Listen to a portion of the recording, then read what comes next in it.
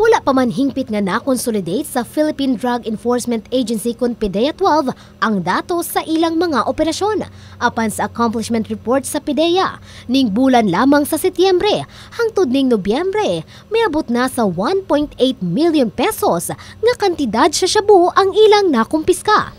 From September 2015 to November 2015, nakakandak na taog 7 bypass operations diri lang sa Jensen.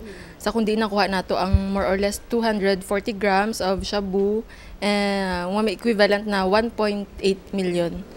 And then one warrant of arrest tung nakuha nato sa Puntino Ice Plant nga may pending warrant of arrest na siya from 2009 pa.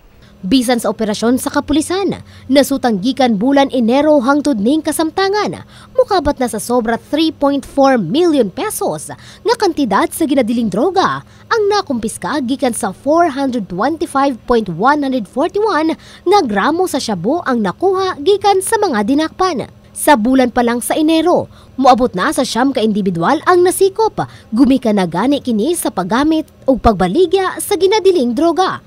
Sa bulan sa Pebrero, adunay 19. Sa Marso, adunay 14. Sa bulan sa Abril, misaka kini sa 19. Sa bulan sa Mayo, misaka kini sa 22 ka individual susama na usab sa bulan sa Hunyo. Samtang sa bulan sa Hulyo, nagpadayon ang pagsaka sa mga dinakpan, adunay 25 ka individual. Sa bulan sa Agosto, adunay 31.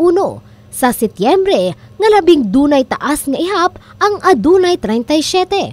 Bisan ang PDEA, aminado nga sa bulan sa Setyembre, sunod-sunod usab ang ilang operasyon. Gawas sa shabu, doon na pa usab na kumpiskang marijuana, nga mukabat sa 51,000 pesos nga kantidad kun 1,082 ka gramo nga marijuana. Gawas sa mga ultimong pusher, butyag sa PDEA, nga doon usab sila mga nasikop nga mga big-time drug pusher bisan pa man mga opisyal sa gobyerno. Nitong September, kung mapansin nato, di ba, almost every day nagkakandak bypass operations sa kundiin usahay makatatlo ta sa isa ka adlaw. So, i-compare na ko ang January to July na statistics and from this second SEM, makonsider na ko nga mas grabe ang effort nato sa second SEM compared sa first SEM nato. Ug tungod sa advokasya nga himuong drug-free ang nasud, nagahimo og lakang ang PDEA aron sa paghatag og kaalam sa katawhan ilabi na sa mga kadaot nga dala niini.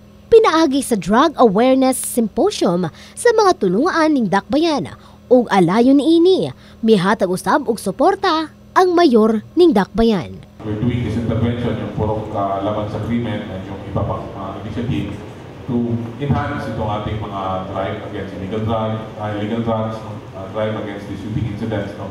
At iwasan natin na maging bagsakan ng drugs itong ating city. And we will not allow that na gawing ganun yung ating syudad.